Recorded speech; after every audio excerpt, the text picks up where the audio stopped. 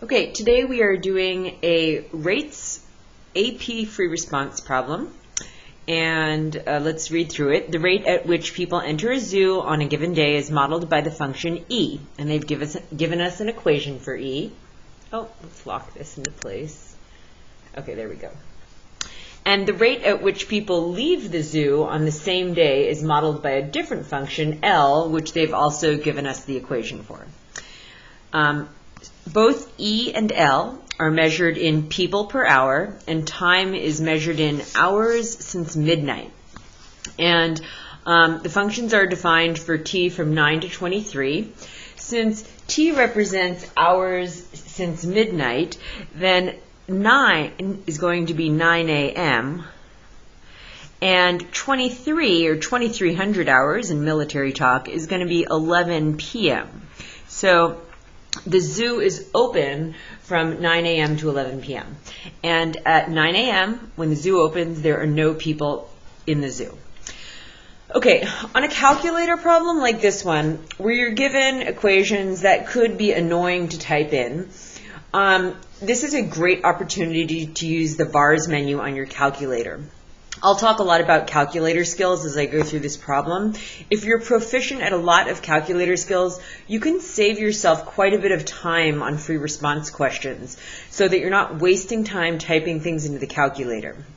So first, I'm going to go into my y equals screen and I'm going to type in the two equations. I'm going to type E as y1 and L as y2. So I have 15,600 divided by, and then t squared minus 24t plus 160. Of course, you're typing in x because your calculator uses x and y, where the problem is using t and e. Then I'll go down here, just double check, make sure you typed it in correctly so you don't do the whole problem with a wrong equation. And I'll type in L in y2. So 9,890 divided by t squared minus 38t plus 370. Okay. I also like to make a note when I do that, just because sometimes you can, store a lot of things. You don't want to confuse anything. I have this as y1 and this as y2, just as a reminder. All right. How many people have entered the zoo by 5 p.m.? And they're telling us that 5 p.m.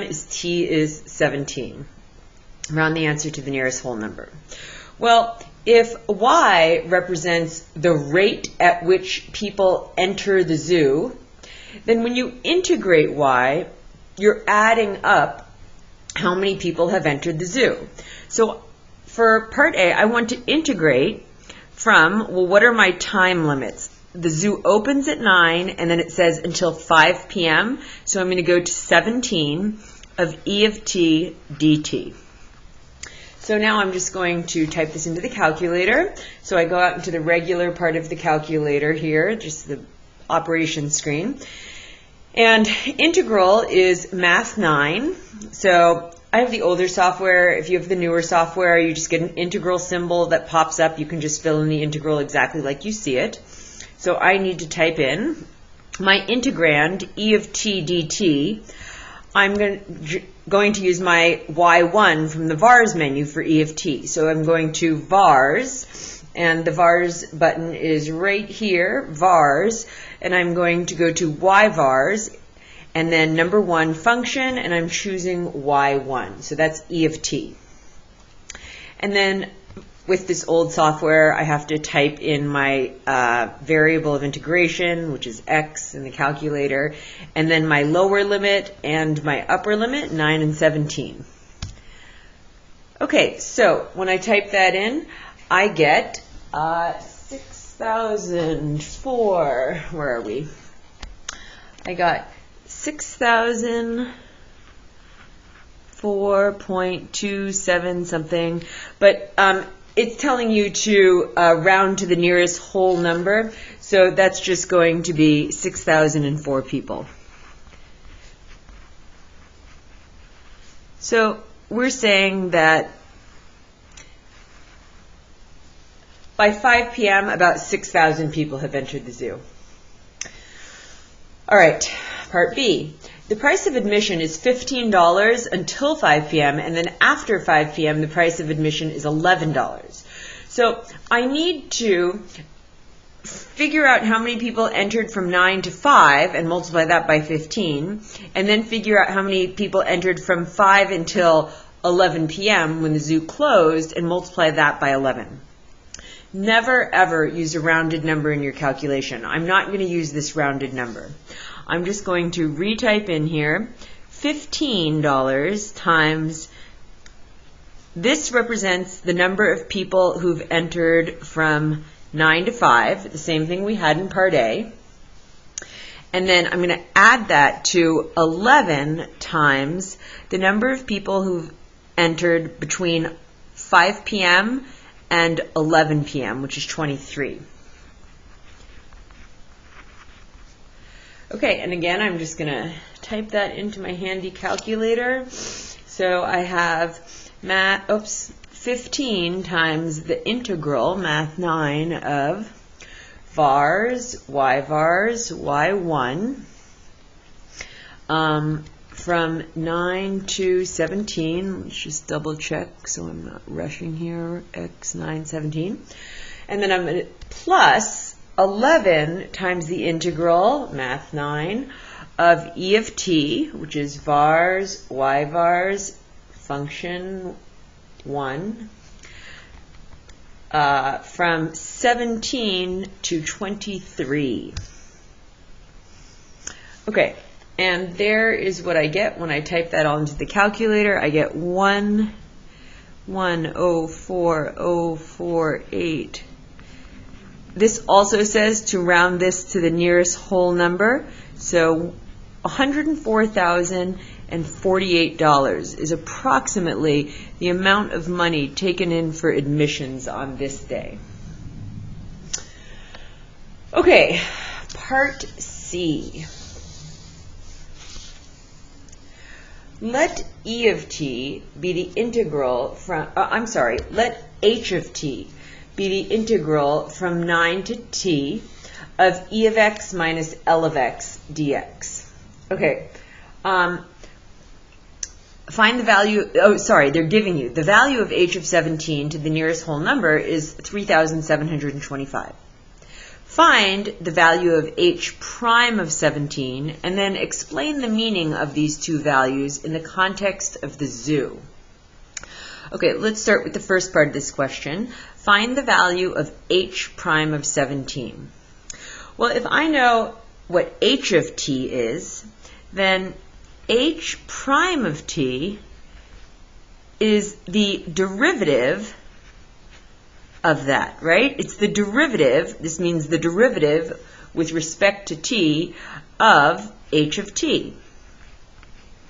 Well, that means it's the derivative of this equation. The derivative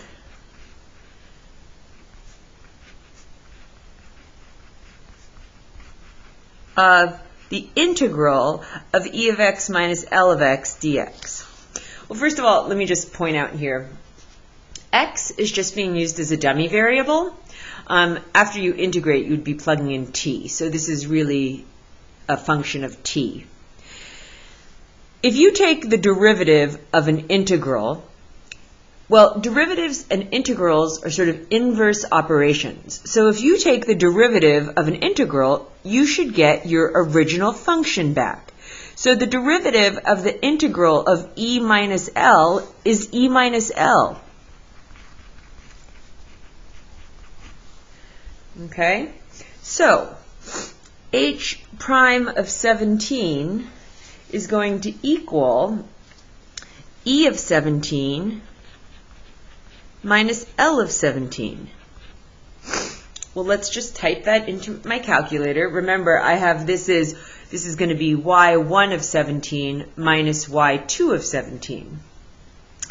Vars y1 of 17, you need to add parentheses 17, close parentheses, minus vars y vars, this time I'm doing y2 for L of 17. And I get negative 380 negative 380.2814.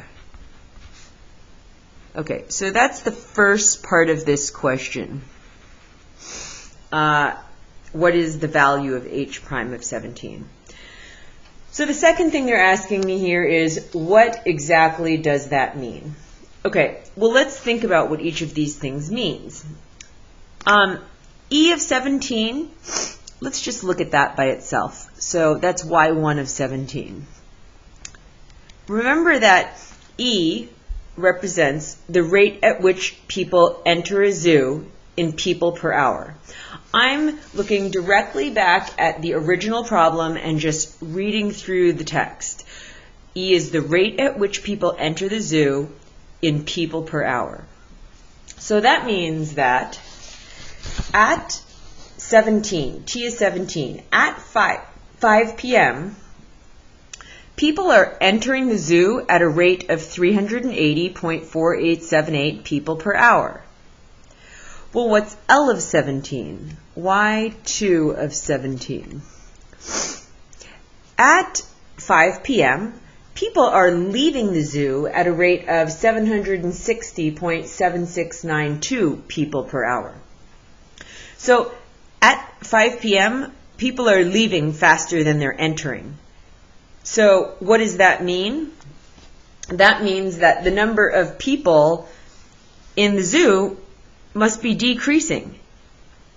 Okay? So at 5 p.m., that's the T is 17, the number of people in the zoo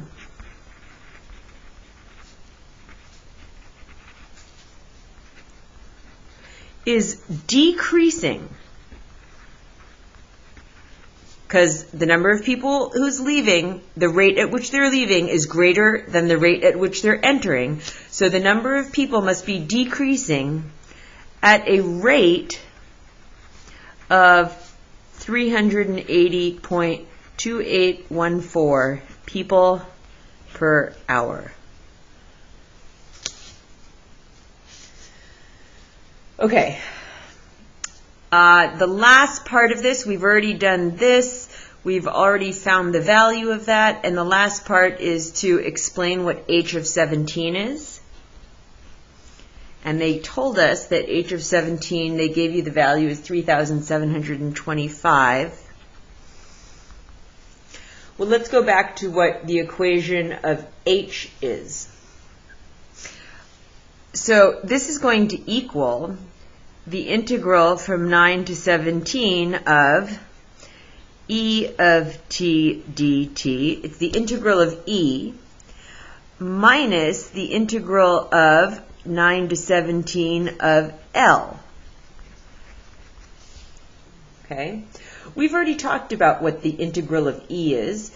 When you integrate E, you get the number of people who've entered the zoo from 9 to 5 p.m.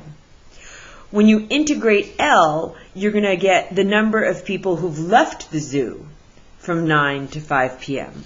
So if you take all of the people who entered the zoo and you subtract from that all of the people who've left the zoo in the same time period, then what you get is the number of people who are still in the zoo. So at 5 p.m., there are 3,725 people in the zoo.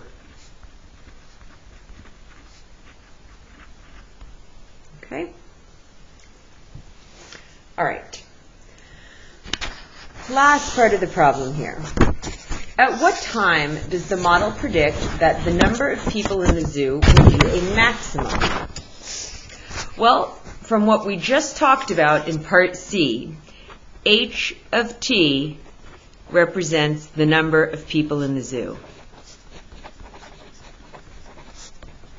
And again, just to reiterate, at any time t, between 9 a.m. and 11 p.m. And to find a maximum, we want to know when the derivative equals 0 and changes signs from positive to negative. Okay, so we came up with an equation for h prime of t in part C. H prime of t is E of t minus L of t. We want to know when is that 0. In my calculator, remember this is y1 minus y2 is 0. So I'm going to go back to my handy calculator. And I can even set up a new function that's y1 minus y2. Okay, so I'm going to go down here and do that. Vars, y vars 1 minus vars, y vars function 2. So I'm going to graph this and find the 0 on my graph. You could also use the equation solver in your calculator, but I find the graph to be pretty easy. So I don't need to see all 3 of these graphs. I only need to see this one. So I'm going to go turn these 2 graphs off. And how you do that is you go over to the equal sign. And when your cursor is on the equal sign, press Enter. And it will unhighlight that equal sign. And then I'm going to do the same thing down here so that the only equal sign that's highlighted is y1 minus y2. Then I'm going to then I need to, in order to graph this properly and find the 0, I'm going to need to set up my window. So let's go to window setup. Okay, window. Okay, so x, which is like t in my problem, x, I need to look at from 9 to 23. Those are the hours that the zoo is open. You can scale by whatever you want to scale by. It doesn't really matter. And then I just need to see, if I'm just trying to find when the graph equals 0, I just need to see the x-axis. When does it cross the x-axis? So I'm going to go like from negative 10 to 10. And let's graph that. And you can see there is my curve. Now, we don't have a very good picture of this curve. You could see that, I mean, h prime will have numbers in the hundreds. We already got an h prime of 17. And I just put from negative 10 to 10 as my window. I might change that if you want to see a better picture of it. Maybe we'll go from negative 500 to 500. Give you a better idea of what the curve looks like. Okay, so now you can see we got a bit more of the curve. There it is going to cross the x-axis there. That is when y1 minus y2 is 0. So I'm going to have the calculator find that 0. So second, calculate number 2. And you can either type in a left bound, 9, and a right bound, 23. Or you can use the arrow keys here. I'll just scoot the arrow, my cursor, until it's to the left. That will be my left bound. Then right bound, scoot the cursor over to the right. My 0 is in between those. And there it is. So the first part of the question is, at what value of t is a maximum predicted? H prime is changing from positive to negative and equals 0 when t is 15.7948. Now, I want to store this number. So I'm going to, the calculator will store whatever ordered pair you last see on your graphing screen. So I'm going to quit out of here. And now if you look at what x and y are stored as in your calculator, I don't really need y, but it's the last ordered pair that was on my graph. So there's my stored number. Okay, the second part of this question. What time is this?